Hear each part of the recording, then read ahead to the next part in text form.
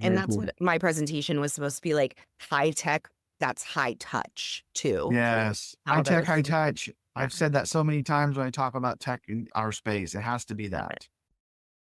Tips from Trestle is brought to you by E-Menu Choice Point of Sale and Clark Food Service Equipment.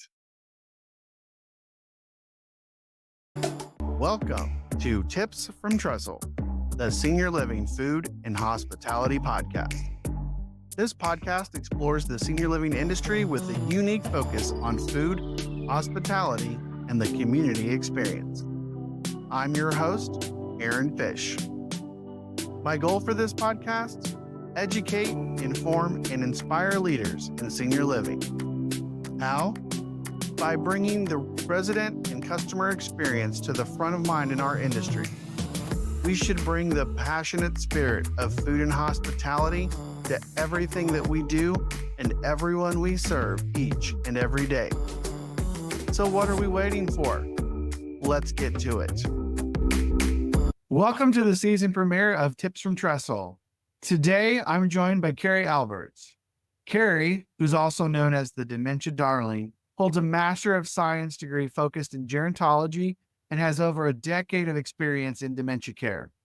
As the Dementia Darling, she has built a safe space online, providing education, support, and community for caregivers. Her goal is to enhance the quality of life, encourage joy, and challenge the tragedy narrative around dementia and aging. She offers a plethora of services as a full-time educator and advocate. You can connect with her on social media at Dementia Darling and listen to her podcast, Gather Darlings, with co-host Nicole Will of Will Gather. Carrie, thanks for joining me on the season premiere. Thanks for having me. I'm so excited to be here and to dive into everything. Yeah. So I know that we're going to talk in future episodes about dementia and some very specific dementia things and around dining, but you're here on this episode because you were at CES 2025 just a couple of weeks ago. And so I thought, what better way to start the season than by talking about this event that everybody's still talking about.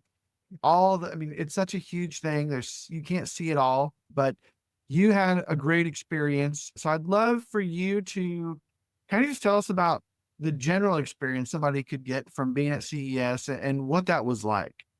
Yeah, absolutely. It's so just to wrap your head around how big it is, it's 43 football fields long. Like that's how big CES is. That's insane. So I think they said 105,000 people came into Vegas. So it's the biggest tech conference in the world. And it's in Vegas every January. And this is my second year going. And the cool thing is just how, first off, Vegas does a really good job at handling this. You can check into the conference at the airport. That's how streamlined this is. Oh, wow. It is cool. Because it's all over the strip. So for me personally, I was housed where I wanted to be near the AgeTech, which that is in the Venetian only. So I didn't go to the actual convention center where I think cars are and some other categories. But I was, mainly in AgeTech, of course, was the focus, and then like home tech and different gaming, things like that.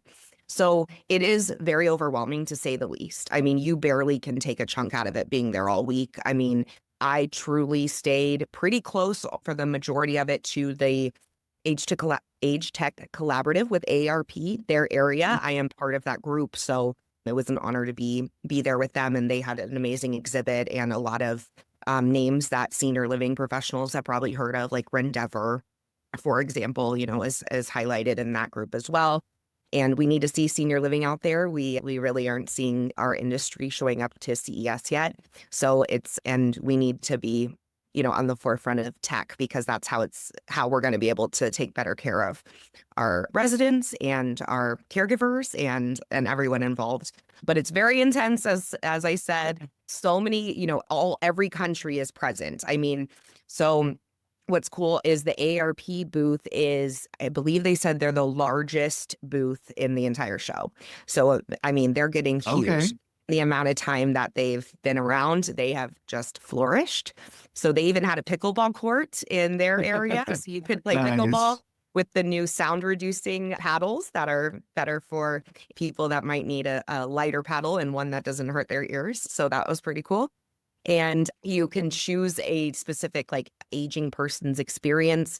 And then you kind of walk through the AgeTech Collaborative and you learn about what someone in that specific journey, if you're just, aging and, normally and you're healthy, or there was one with, a gentleman that was dealing with cognitive issues. So you kind of follow a person through and the kind of tech they would use and what they would, kind of steer you towards. So that was a really cool part of the AARP That's area. really cool. Like that, I online seeing all the different things. And granted, like the feeds and the things I see isn't just age tech, it's all of the CES content, right? But It's all of it. I didn't see anything where that was really promoted that you could go and really have that like aging in place or aging with Yes, this condition or aging like this experience. I got to think that that makes a huge impact on how you're experiencing the technology and how that tech might be beneficial for either your loved one or for your operation, however you're there looking at it. exactly. And it was so intentional. And you could see that in how the booth was laid out.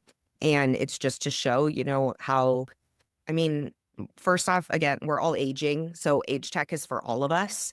And Mm. it's truly for, we all deserve to have more streamlined, things in our lives. And tech can really help us live a better, healthier life if we use it, correctly, Yeah. right? And we use the right things. And so it's cool to see people like a part of the group. So one of the kind of groups that are part of the Age Tech Lab is Samsung.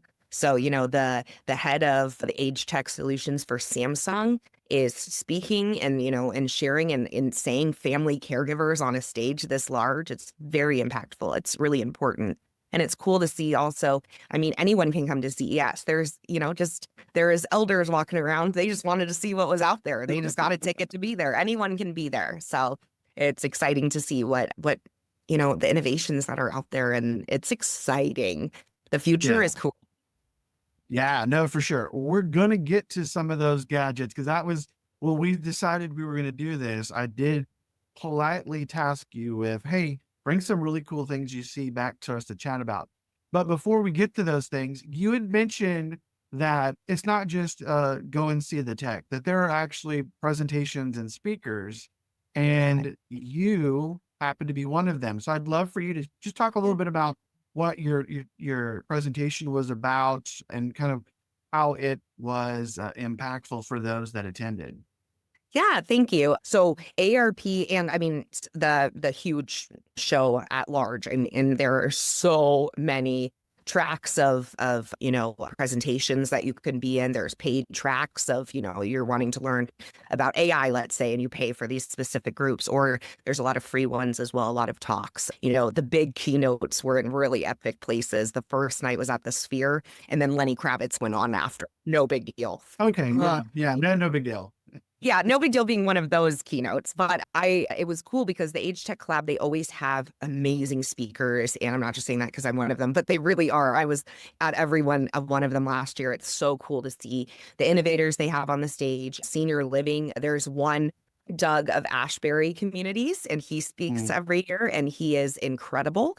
And so he kind of brings that side into things and how they're working with tech to change how senior living is working. So there's always something really cool. I mean, we saw robots on stage. There's pitch competitions. So we're really getting to see how they pitch and people winning big money on these stages, right? So it's really cool that aspect of it. And I was asked to speak on Friday at 10 a.m. I spoke about a day in the life of a dementia caregiver at home using tech. It was like in a perfect world, if these were accessible and they had all these things, this is what it would look like. And it was so exciting. I talked about over 40 companies in 30 minutes on stage. Oh, wow. And pointed out all these amazing things that are happening to really support caregivers. And what I love to do is shine lights on companies that are made by caregivers for caregivers, because that's where you find innovation, right?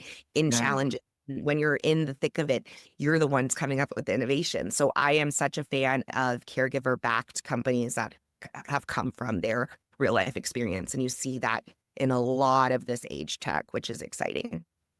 No, that's really cool. And I love that you're like, yeah, you could talk about like a Samsung or one of those big guys and what they're doing, because I'm sure they're doing things. But the fact that you were able to get up there and talk about like the small businesses and these caregiver led initiatives and innovations, that's really cool. So, and I think it makes the people who are looking at this stuff understand that maybe this is where that's the place to go, right? These are people who have experienced it. Get They it? know what the needs are for our residents or those that are living at home. So it makes a lot of sense and brings a lot of value, at least from my perspective. So Thank you. Yeah, yeah, when I'm talking to these companies, that's one of the first things I ask is I say, do you know your consumer? Are are you for sure you understand what the needs are of a dementia caregiver? And if not, if these people aren't sitting at your table, if you don't have someone that's bridging that gap so you can learn from people living with dementia and their family caregivers, and you're creating tech for them or professional caregivers, they need to be at the table and they need to be part of this process if you yourself haven't experienced it. And so I'm trying to yeah, be an advocate for making sure we're not wasting our time on tech that isn't truly about the end consumer.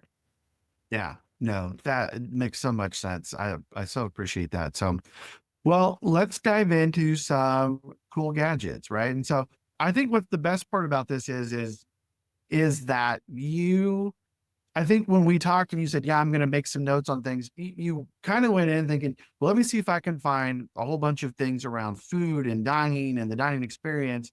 But you came out with like, there were some cool things, and we'll talk about a couple, but there were some kind of in general tools for operators that you saw that you thought would make a big difference. And so I know we've got 5 that we want to cover. So we'll just jump in. So let's talk first about jelly drops. That was the first one that you brought up.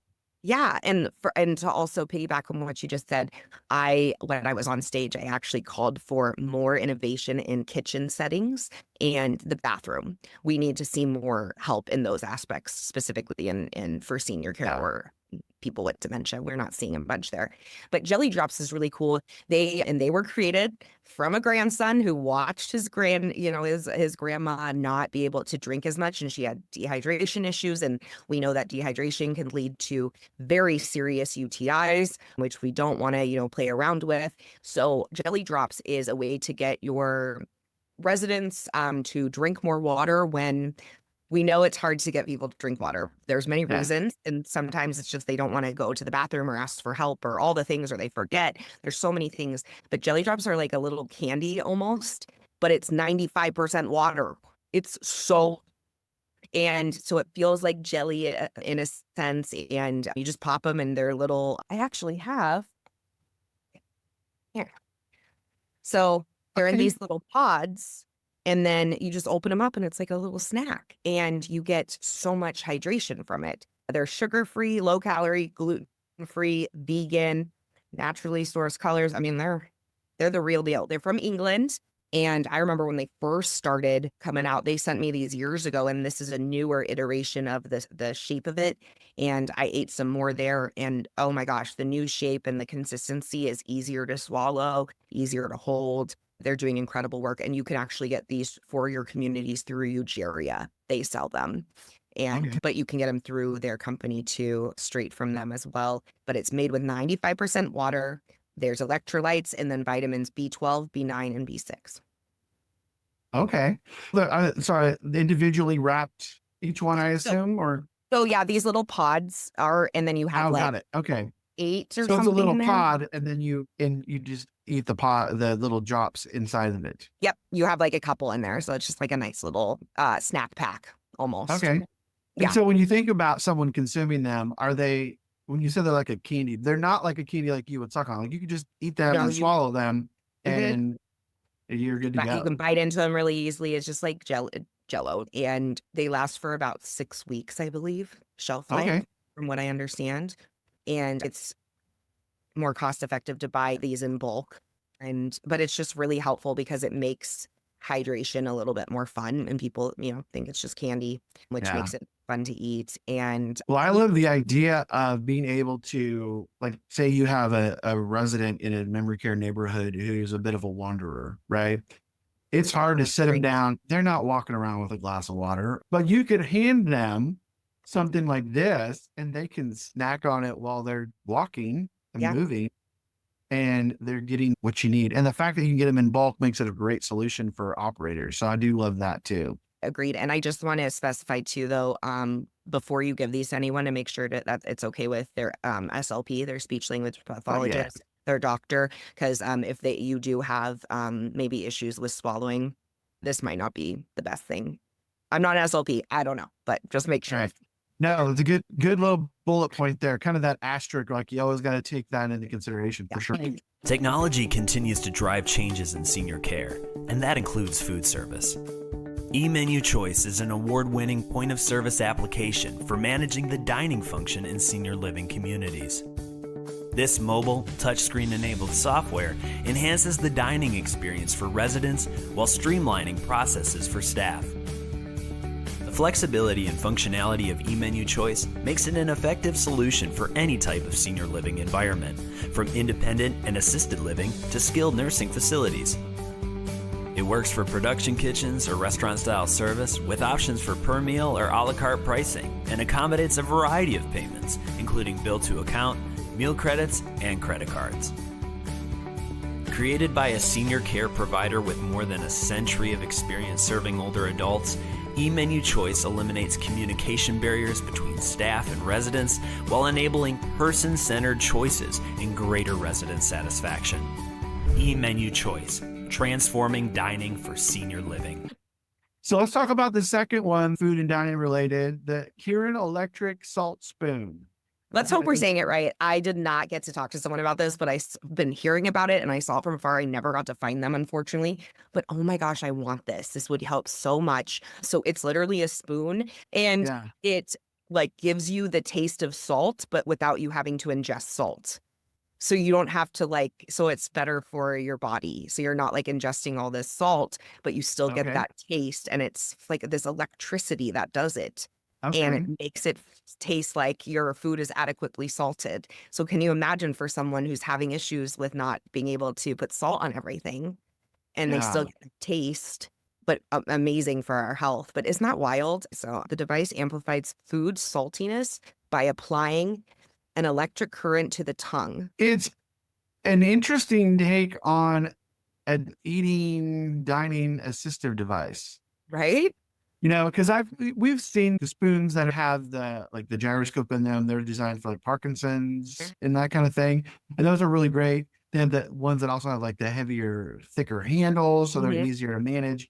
Those are kind of the first place we go. But I don't know how many times I have to deal with this whole back and forth of the food doesn't have enough salt in it, but you can't oversalt the food because we can't have that much sodium, right? That's a constant back and forth that we hear all the time. And so for someone who has to watch their sodium intake, wants to manage that, I could see an immense value to be able to say, you know what, I'm going to use this when I have my soup, right? The soup is usually where I tend to go to, but this is perfect solution for that. It's like, all right, maybe it's not as salted as you would like it, but I don't have to worry about that in the kitchen because I can prepare it in a little bit healthier way. And they've got a solution for that. It's such a quality of life thing, right? And when your taste buds go or they change, and I mean, how disappointing. Like, that's such a fun part of life. We know this. We love food. So, I mean, to be able to give that back to someone is huge. One that I saw last year. So if it was, again, if we were talking last year, I would have shouted this out. But Obi, I don't know if you've ever heard of them, but it's the robot that feeds people that can't feed themselves. Oh, it's amazing. And they were there talking about how they got through the whole innovation process working with people. And it was just so eye-opening. But yeah, there are really cool, devices to help people eat in many different levels of that. Yeah. And I just sit here and think about, you mentioned losing your taste buds. And I always get this statistic close, but not quite right. But if you lose 55% of your taste buds by the time you reach the age of 70, I believe it is. It's so sad. I mean, it is, but something like this, it's the supportive and assisted device that they didn't think they needed. Exactly. But they have to have. So you have your person using that for their salty needs, and then you have them using the jelly drops for when they need something sweet, but probably shouldn't be eating all the sweets. Here is something that you can have. I love those. And again, this is the whole conversation. This isn't about these like, oh, that makes a lot of sense. These are kind of the far reaching, super innovative ideas that we're Yeah, wanting to talk about. So not the kind of thing that you would normally think about. Oh, that's kind of interesting technique. This is jumps out at you kind of tech. So it does. let's talk about some things that you saw and people you engage with that aren't necessarily in the dining realm, but directly impact that resident experience in the community. So the first one you had mentioned was home care. Yes.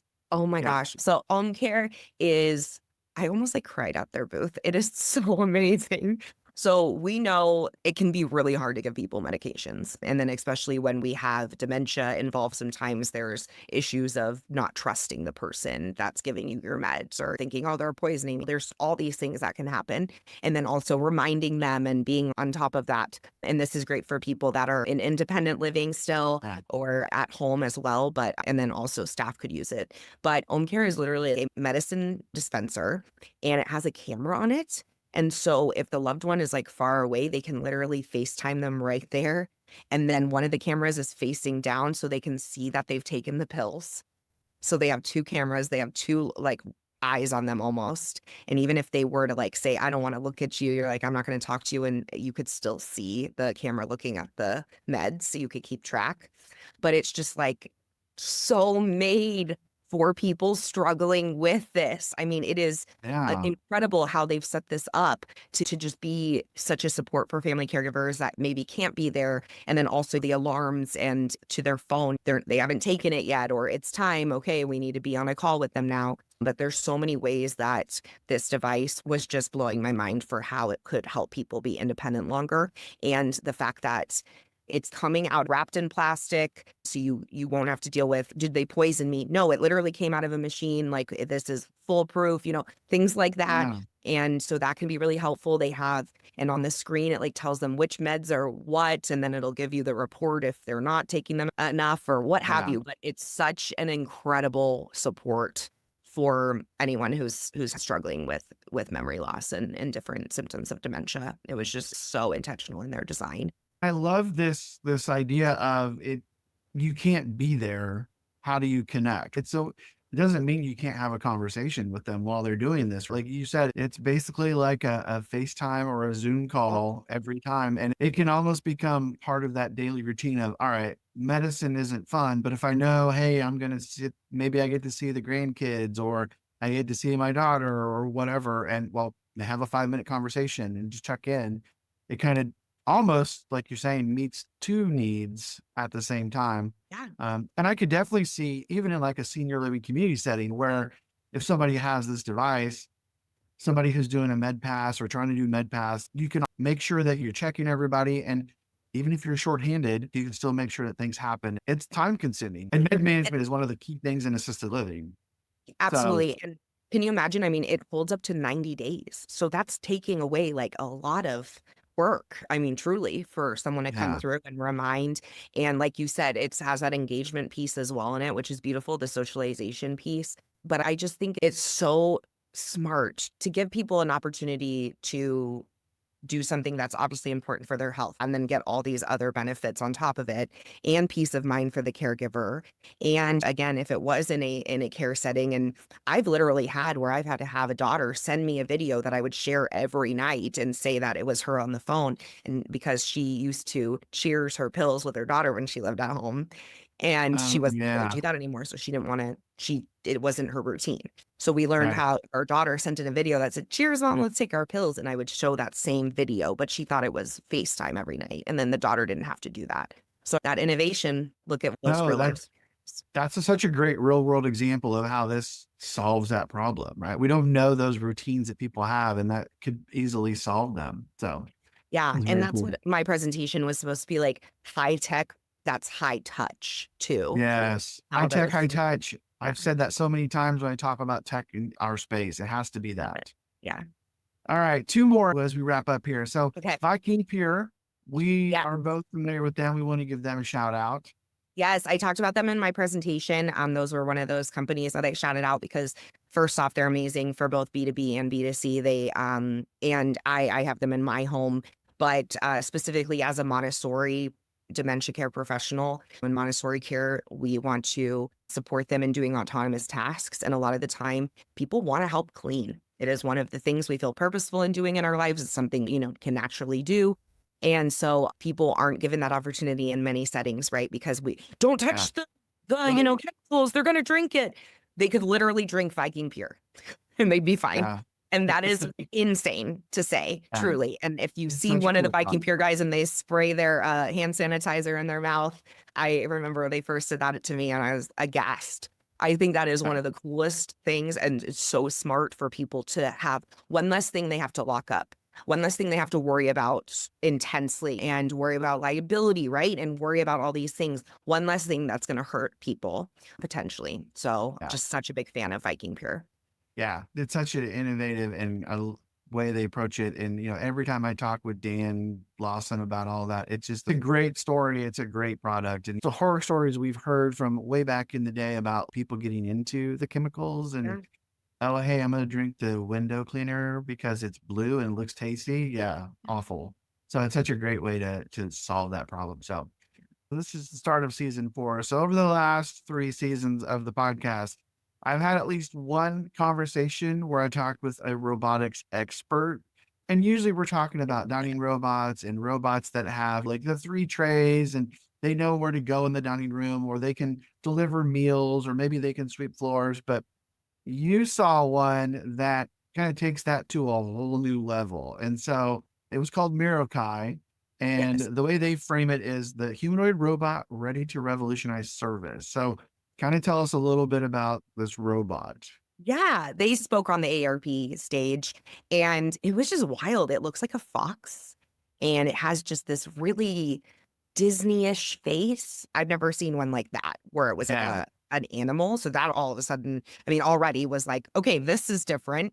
And they're, colorful, but they're from France and they're made to help in healthcare settings. So they're literally made to push carts in a hospital. They showed that, or be in a senior living community and do the engagement, talk with people, go in their room and just really be a social device and also help answer questions around the community. But I have to believe, like, see it to believe it in a community, right? I really want what that would be like, but it was really cool to see. It was just hanging out around the stage and talking to the moderator like in real time beautifully. It all made sense. And so that was pretty cool, but I just can't imagine doing activities and how seniors would react. I think I'm a little small-minded and thinking that maybe seniors won't react, very well, but maybe I'm not giving them the benefit of the doubt. It was wild to see it respond in real time and say, what would you like to talk about today? But it was definitely different than a human one that I, could see. I think its main purpose really is that socialization that they're trying to help with. Well, and I think that's going to be so important, right? Because again, we think about, like you said, high tech, high touch, right? And so that maybe takes a little bit away from the high touch, but it also can augment it and support it too. When I talked on a podcast late last season with one of the robotics people I was talking to, we were talking about, they had the ability for one of their robots. It could do some basic monitoring, but it could also do like interactive, like calls, like we were talking about with home care, which would be great, right? But this kind of takes it to a whole new level. And I think the way you described, and I've seen the pictures of it, it is kind of that, like you said, Disney-esque approach. It is approachable, right? It's not going to come.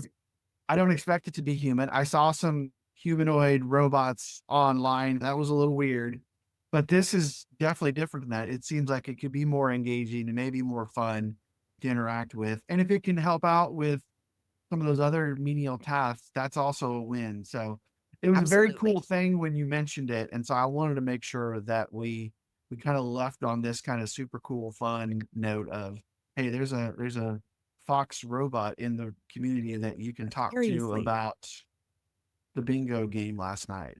Who knows when we'll start seeing them? You never know.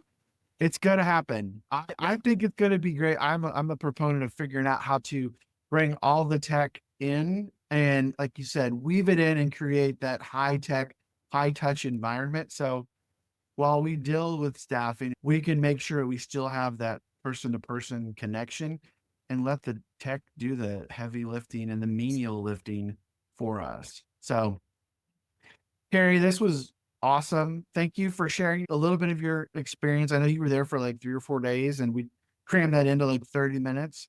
But just remind our listeners where they can go to connect with you, watch your content, and see how they could even maybe work with you on any sort of dementia programming they may need. Yeah, please reach out. I'm on LinkedIn, of course, Carrie Alberts or Dementia Darling. I'm all in one. And at Dementia Darling on social media. I'm coolest on Instagram. If you want to come hang out on Instagram, it's a lot of fun, a wonderful community on there. And please check out dementiadarling.com. I'd love to connect and see how I can support you. Awesome. Well, this was such a great conversation, and thanks for joining me on this episode of Tips from Trestle. Thank you. So there it is, everybody. Another one in the books. Thanks again for tuning in. Please follow, like, and subscribe on YouTube, Spotify, Apple, or wherever you get your podcasts. And be sure to follow us on social media at Tips from Trestle. You can also learn more about the work I do by following me on LinkedIn, Twitter, Instagram, and even TikTok. And be sure to check out Trestle Hospitality Concepts at www.trestlehospitalityconcepts.com. I'm your host, Aaron Fish, and this has been another episode of Tips from Trestle.